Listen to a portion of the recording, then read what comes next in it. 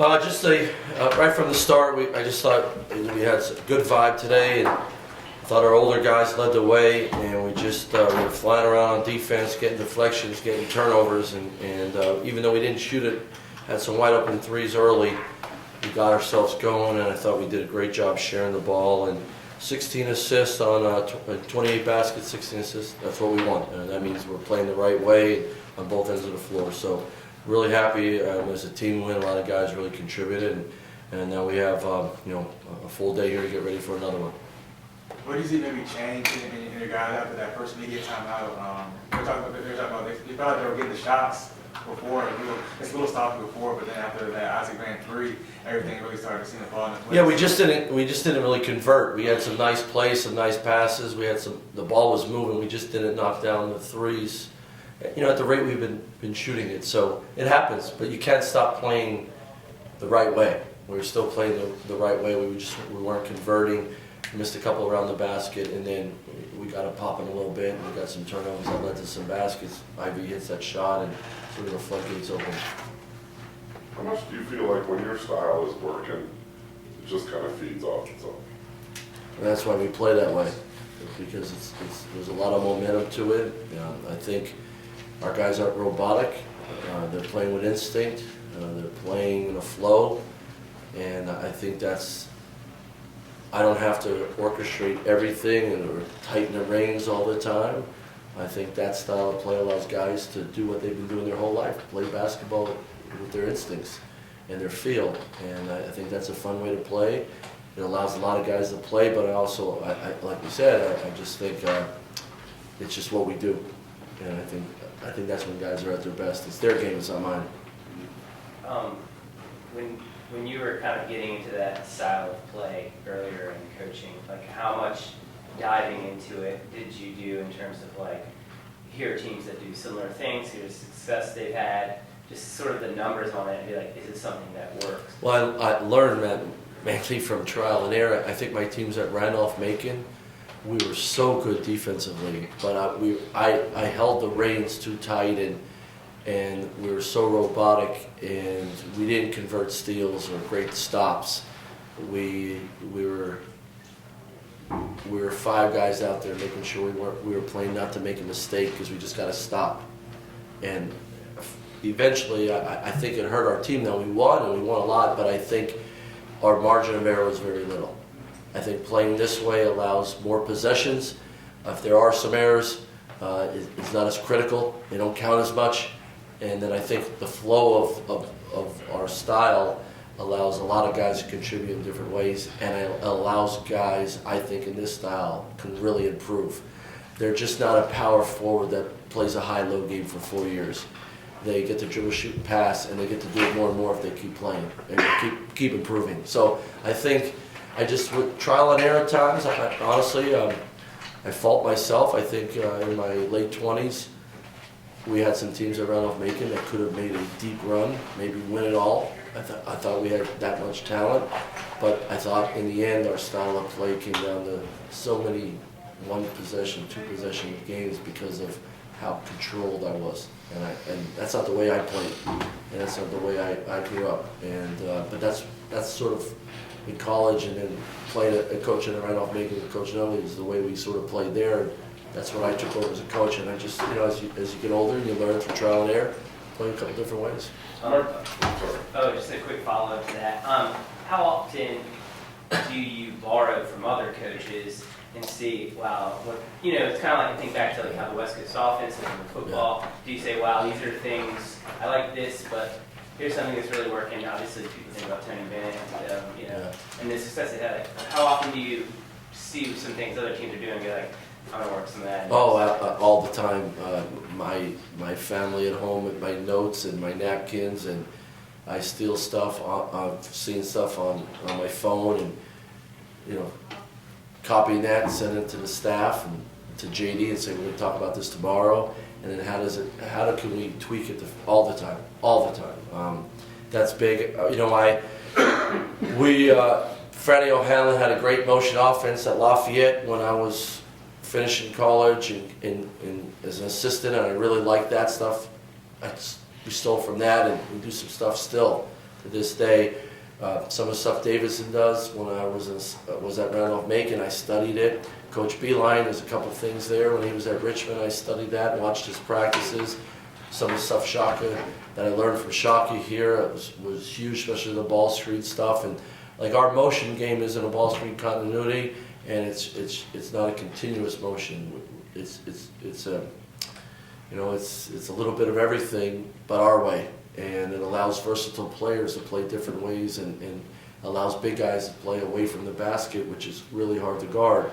But we also have some actions in it that's really hard for people to guard, and we can change it. It's not the same old all the time. So, I'm stealing from everybody all the time. So today, watching a couple of games today, I wrote down time in the game, and I'll have Chris Gaines, our video guy, go back to those games and steal some plays and send it to me. I do it all the time.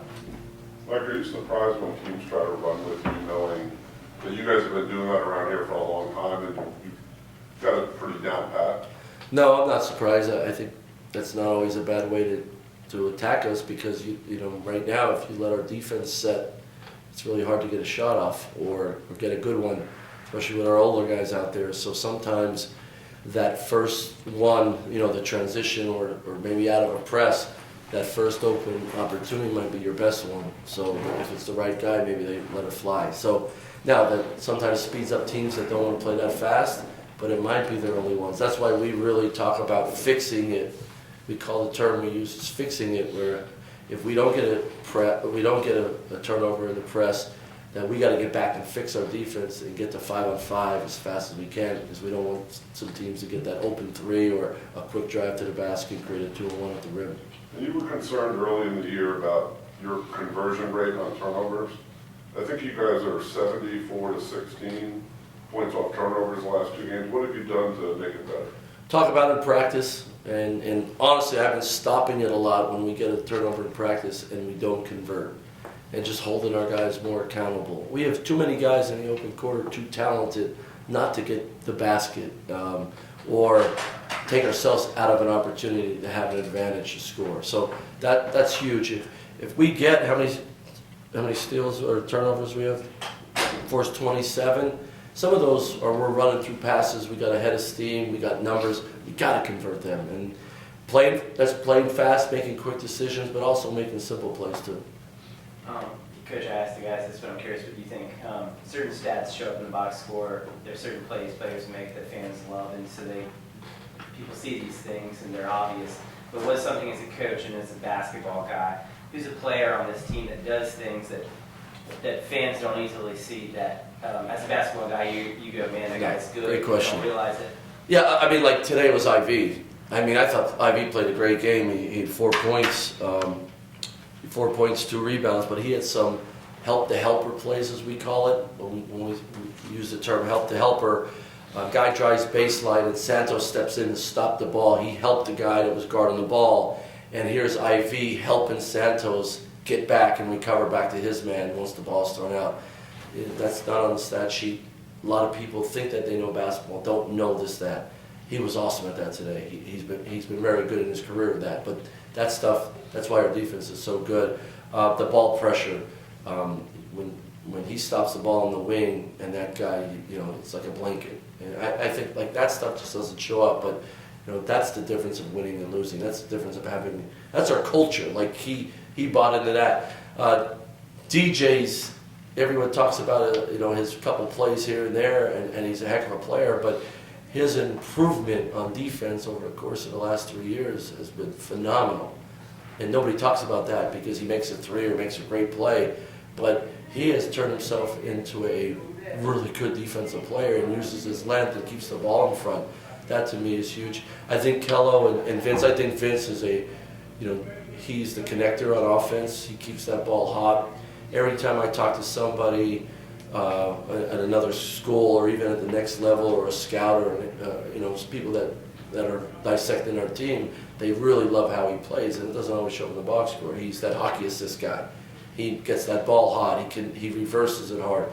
He sets a screen that doesn't show up in a stat sheet but got somebody open. He gets his hand on a ball. He recovers and helps somebody. I mean, those three guys, and I think Keyshawn is starting to really do that as well. Maybe a tricky question to follow, but if you could advise fans to sort of step their fandom and their watching knowledge up on something to look for like that, what's one thing you could say, fans, watch if someone does this, that's a really good thing? The guy that keeps the ball hot, where he could force it, but he gives it to somebody else to go make a play, or gives it to somebody else to keep the defense scrambling. Like in today's world where everybody wants to make an N1 videotape and put on YouTube, we have guys that are giving up themselves for, not a good shot, not a better shot, but the best shot. I think that's huge. I think that's one. And then the other one is our help the helper, that terminology that we use. Guys that are flying around to help their teammates who are helping somebody else. And that's getting your back. And I think that's really, really important. Those two are the ones. You have Alabama State on one day. Does anything change your preparation when you have two games close together like this? No, I mean, we won't go as long tomorrow, but we'll get after it. We'll get after it tomorrow. We're going to try to get better tomorrow. We're not just going to prepare for Monday's game. We're going to try to get better and prepare for their game. And same mindset as we had the last two games. Be ready to play to a standard that we're trying to create this year with this team, and be ready to go. And if we get better, it gives us a better chance to win the next one. Coach, only 37% shooting, but 19 offensive rebounds. How big was it for you guys to be able to crash offensive glass when you're not shooting the ball maybe as well as you would like? Right. I mean, it gives you extra chances when you create turnovers and you get extra offensive possessions. The numbers are skewed a little bit, but we're getting opportunities. And when Santos offensive rebounds like that and then sprays it out and gets guys shots and opportunities, that's just playing the right way. Coach, you coached a phenomenal freshman at Rice by the name of Marcus Evans, and he had an unbelievable year, 20-plus points. How did you keep him from sort of losing sight of the ultimate goals, which are wins and stuff, and did not get sort of his head a little too big? And how do you, Bones has become a fan favorite. Yeah. How do you keep them grounded? How did you keep it with Marcus, and how do you keep Bones grounded and get him to where you need? Well, the number one stat of a point guard is, do you make your team win? Do you have a plus minus? Is it a plus? That's it. I mean, at the next level, you could have the greatest stats in the world. If you don't have a positive plus minus, they don't want you. And the other thing is, do you make your team win? Do you impact winning? That's top of the list. We talked about that when I was at Rice with Marcus, is you go make as many plays as you want, but impact winning, make your team win. With his competitive fire, that we changed the program there very quickly because of that. That's huge, and he brought that here with him. Bones, same thing. He doesn't have to have style plays. He has to have winning plays. And guys just know how to make plays. He knows how to make plays, but when you're out there, you're 3 minutes, you're 6 minutes, or is your team in the plus? That you got to impact winning. We talk about it all the time because everybody loves a flashy point guard, but they love winning point guards more. Marcus Evans has been with you now for 5 years, and he was a very under-recruited but an explosive guard, and now he's back home in Virginia on a ranked team. How sort of special is that relationship? How good does it feel for you to be here, and you got the Evans family, and just to be in this position sort of together with someone you've been? Well, I think anytime you're around your people, your family, and you get to do what you love, it's great for everybody. There's nothing better when you run out for warm-ups and you see your family in the crowd. That was one of my favorite things when I played.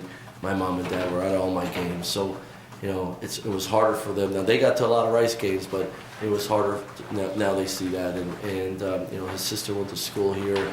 They grew up a little bit for a period of time in Richmond, and they were from the same school, as Briante, so they used to come up here and watch it. So that part is special, without a doubt.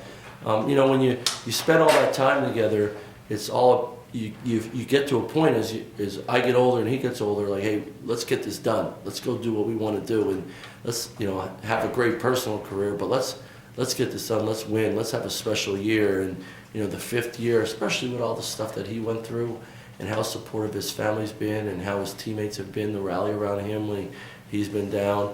That's pretty awesome. But that's what VCU does, and he's very appreciative of being here, and he loves it, and we're glad he's on our team, that's for sure. With the defense, you spent the time last summer kind of building the culture, saw success last year, seeing it carry over now this year. How do you, I guess, continue to challenge the guys to continue to get better defensively than not? I guess kind of get complacent and continue to kind of just squeeze every little bit you can. Yeah, well, we're not going to get complacent, I can promise you that. No way.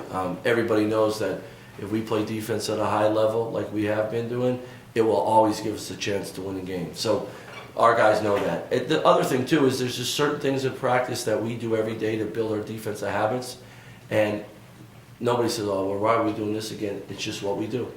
It's just what we do at a high level, and we don't get out of them until they're at a high level. And the freshmen are like, holy cow, why do we keep doing these? It's just what we do here. And so that part, the standard part, we're not going to be complacent for that. Now, some players are better defensive players than others. We got to build their habits. We got to build their understanding on that side of the floor. But when you have older guys that could be great examples, and these young guys can learn it quicker, I think that helps. So, I mean, that standard part, it's got to always be there. And now you recruit good players. You give them a system where they can go shine and have the ball in their hands and share the ball. I think, you know, it's a program where it's hard to play against. How much were you hammering heading into this game? The defense, rebounding was a little bit of a deficiency for them coming in.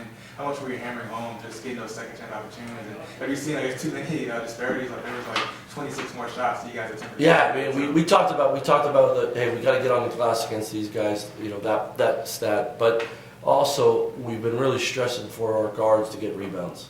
We have too much length for our guards not to offense and defensive rebound.